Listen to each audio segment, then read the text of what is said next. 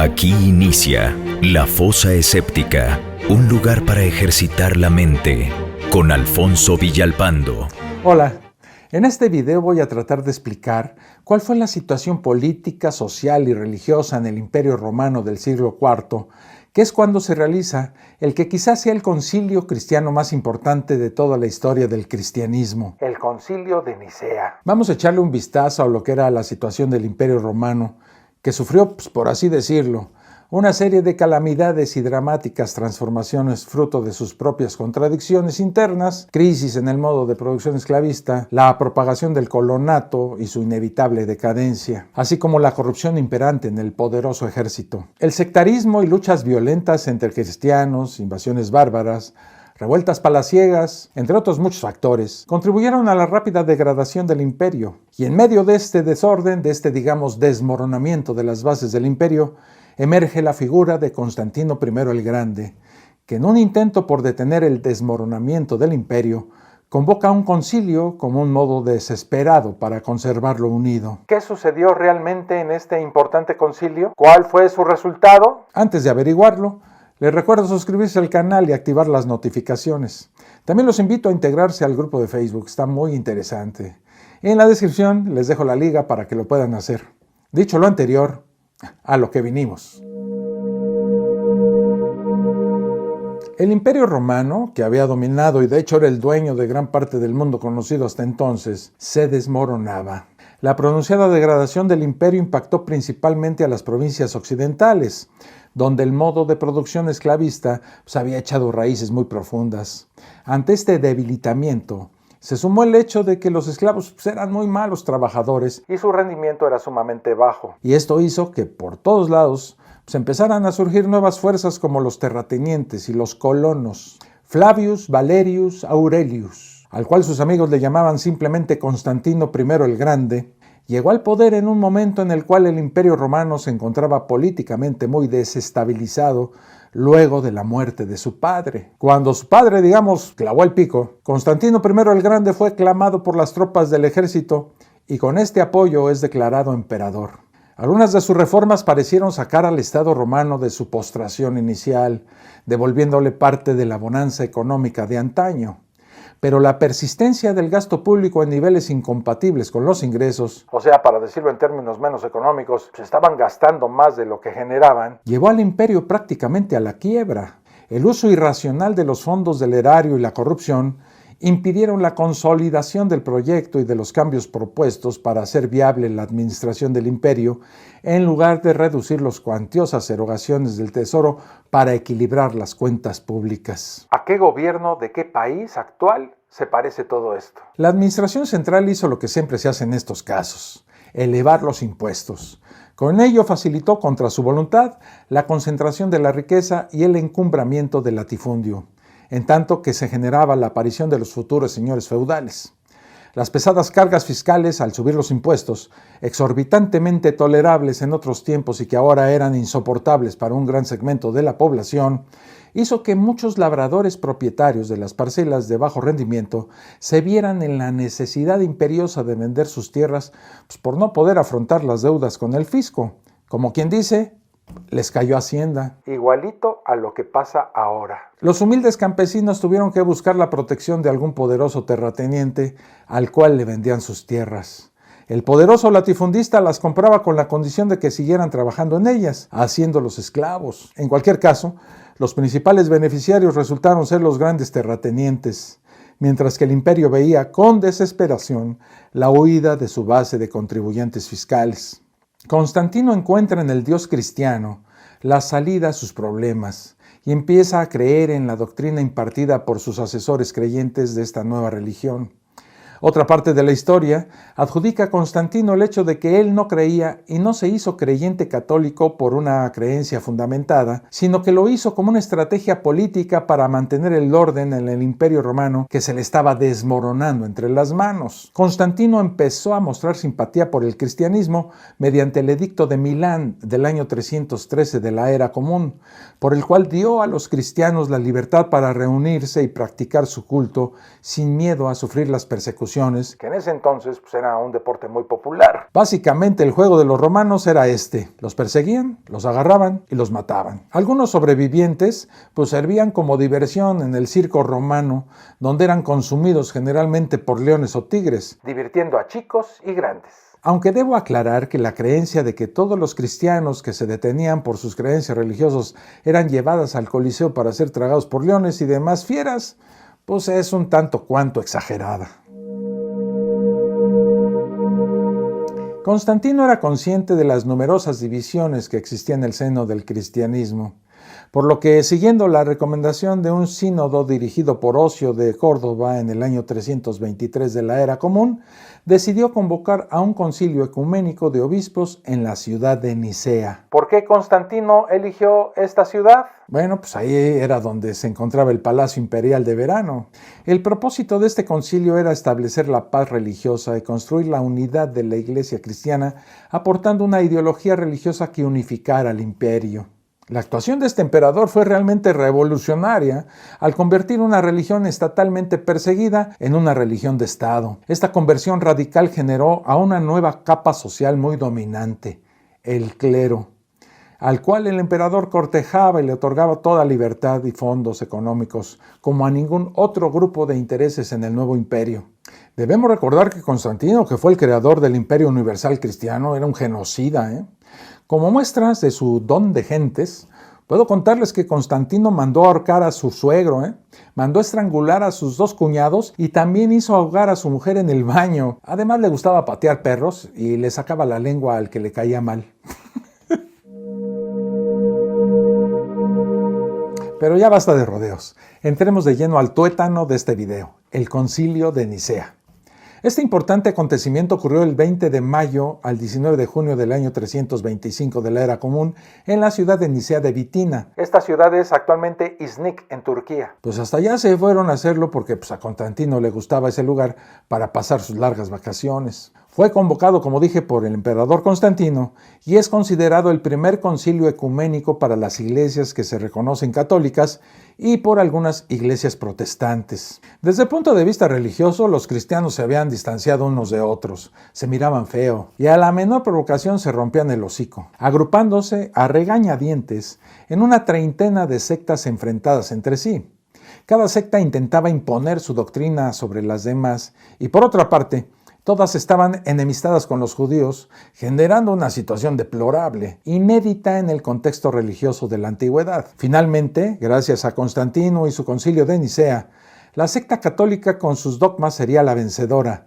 El proyecto político de Constantino presuponía la unificación eclesiástica en función de sus necesidades personales, así como imperiales. Constantino compró voluntades y apoyos y corrompió a los invitados a ese concilio. Los amenazó para que apoyaran sus decretos conciliares mediante cuantiosas donaciones, por lo que los serviciales jerarcas de la iglesia empezaron a acumular riquezas y poder sin límites. Y lo siguen haciendo descaradamente hasta nuestros días. Era necesario para Constantino crear una simbología o dogma que identificara plenamente a la Iglesia católica, cosa que se hizo en el concilio. Por eso es tan importante conocer esto, si uno es religioso o si uno no es religioso, de plano ateo, y quiere conocer por qué esta religión se convirtió en la religión oficial del imperio. Ahí, entre discusiones, mentadas de madre y golpes, fue donde nacieron los principales dogmas católicos resumidos en el credo impulsado por Constantino, a quien el concilio no podía negarle nada. A los clérigos que no firmaron el texto donde quedaron asentados estos dogmas, ¿qué creen que les pasó? Bueno, fueron desterrados por la autoridad imperial y muchos de ellos murieron por estar en contra de los decretos de Constantino. Lo clásico, Alguna desaparición por ahí, algún muerto por allá, una chulada. Se supone que el concilio de Nicea fue dirigido por el obispo Ocio de Córdoba, de quien se cree era el delegado del Papa. Constantino invitó a unos 1800 obispos cuyas sedes estaban dentro del Imperio Romano, cerca de 1000 en el oriente y unos 800 de la parte occidental del imperio. Pero a la cita solo acudieron, además del emperador, unos 300 obispos. No se saben las razones por las cuales solo llegaron 300 de 1800 que fueron invitados. Creo que entre el miedo y lo lejano del lugar fue por lo que muchos decidieron no asistir. Constantino abrió el concilio. Digamos que hizo la inauguración oficial con una ceremonia el 20 de mayo y ocupó la presidencia corriendo con todos los gastos de los participantes. Se cuenta que ese día su entrada fue espectacular. Se presentó ante los obispos como un ángel de Dios, descendiendo del cielo con un resplandeciente vestuario digno de una superproducción teatral. Su traje brillante de color púrpura y adornado con el claro destello del oro y costosas piedras preciosas. El tipo se sentía soñado, como una quinceañera, Más que eso, se sentía iluminado por ese Dios en el que no creía. Pues no hay que olvidar que nunca renunció formalmente como jefe máximo de la religión mitraica. Aunque Constantino no dirigiera las sesiones, y este es un problema sobre el que ha habido mucha discusión, lo que sí hizo fue determinar su propio curso y tomar las decisiones más importantes. Para ello se aseguró de tener la mayoría e incluso impuso fórmulas decisorias, es decir, presentando las propuestas y haciéndolas prevalecer. Esto no se me hace tan extraño, Actualmente los presidentes de algunos países hacen exactamente lo mismo. Es el mismo jueguito de corrupción y compra de voluntades. Para que vean que muy poco hemos cambiado en ese sentido en los últimos 2000 años. Los principales logros del Concilio de Nicea fueron estos: la unificación de criterios sobre la naturaleza del Hijo de Dios y su relación con Dios Padre, la construcción de la primera parte del símbolo niceno, la fundación de la primera doctrina cristiana uniforme y el establecimiento del cumplimiento de la fecha de la Pascua. Otra resolución de este concilio fue la prohibición a todos los miembros del clero de vivir con cualquier mujer. Así es. Se les prohibió vivir con cualquier mujer si era parte del clero, excepto si esta mujer era tu madre, tu hermana o tu tía. Constantino se encargó de dar el marco físico y político al concilio con el fin de evitar que los que disentían en los dogmas establecidos, o sea, los herejes, pudieran fracturar políticamente el imperio. Después de 2 meses de enconado debate religioso, en el cual hubo golpes y sombrerazos y uno que otro desaparecido, Constantino inclinó la balanza a favor de los que decían que Jesús era básicamente Dios. Pero había un problema. Constantino no entendía las preguntas que se le hacían en teología, porque no hablaba griego. Pero lo que sí entendía Constantino, y entendía muy bien, era que aquella división religiosa era una amenaza para su imperio y él quería fortalecer su dominio. Uno de los propósitos principales del concilio fue resolver los desacuerdos surgidos dentro de la Iglesia de Alejandría sobre la naturaleza del Hijo en su relación con el Padre, lo que se denomina consubstancialidad, o sea, que son lo mismo Padre e Hijo. En particular discutían si Jesús había sido engendrado por el Padre desde su propio ser y por lo tanto era divino y no tenía principio, o bien Jesús fue creado de la nada y por lo tanto no era divino y sí tenía un principio. Alejandro y su discípulo y sucesor Anastasio tomaron la primera posición, mientras que el popular presbítero Arrio, de quien procede el término arrianismo, tomó la segunda posición. En aquellos momentos esa era la cuestión principal que dividía a los cristianos: si Jesús era consustancial al Padre o si el Padre lo había engendrado, y así se pasaron los días del Concilio de Nicea discutiendo sobre esta cuestión. Atanasio y Alejandro defendían que Jesús tenía una doble naturaleza humana, o sea, era humano y divino, y que por lo tanto Cristo era un verdadero Dios hombre. En cambio, Arrio y el obispo Eusebio de Nicomedia afirmaban que Cristo había sido la primera creación de Dios antes del inicio de los tiempos, pero que habiendo sido creado, no era Dios como Dios mismo, y Jesús era, en sustancia, diferente. Según ellos, se negaba la divinidad de Cristo. La Iglesia Católica tiene una posición muy clara con respecto al dogma, y es que las verdades divinas siempre han existido, solo que cuando se tiene una duda o una desviación doctrinal, es necesario reafirmar dicha verdad por medio de un dogma. Así, desde el inicio del cristianismo, se reconoció a Jesucristo como Hijo de Dios, pero cuando se dio la desviación doctrinal de Arrio sobre la naturaleza divina de Jesucristo, pues fue necesario fabricar un artículo de fe que lo determinara y zanjar esta situación de manera que ya no hubiera dudas, sino que se determinara como una verdad.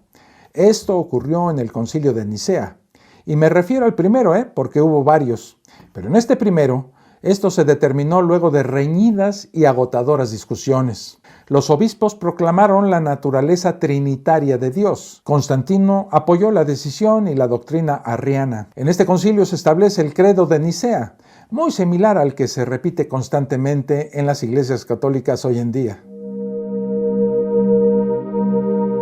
En este mismo concilio, la nueva Iglesia Católica sienta las bases de su doctrina a través de la selección de 4 evangelios que formarán parte del canon que hasta entonces era inexistente. Antes del concilio de Nicea, pues no había Biblia, no había evangelios. Y en este concilio se descalificaron decenas de evangelios que desde el origen del cristianismo y hasta entonces habían sido aceptados y adoptados por las distintas comunidades cristianas, quienes tenían el derecho de poder decidir por sí mismas qué textos aceptar y cómo interpretar los evangelios. Otro resultado clave del Concilio de Nicea fue el hecho de que, a través de su participación, Constantino fue el que lo convocó y no el Papa.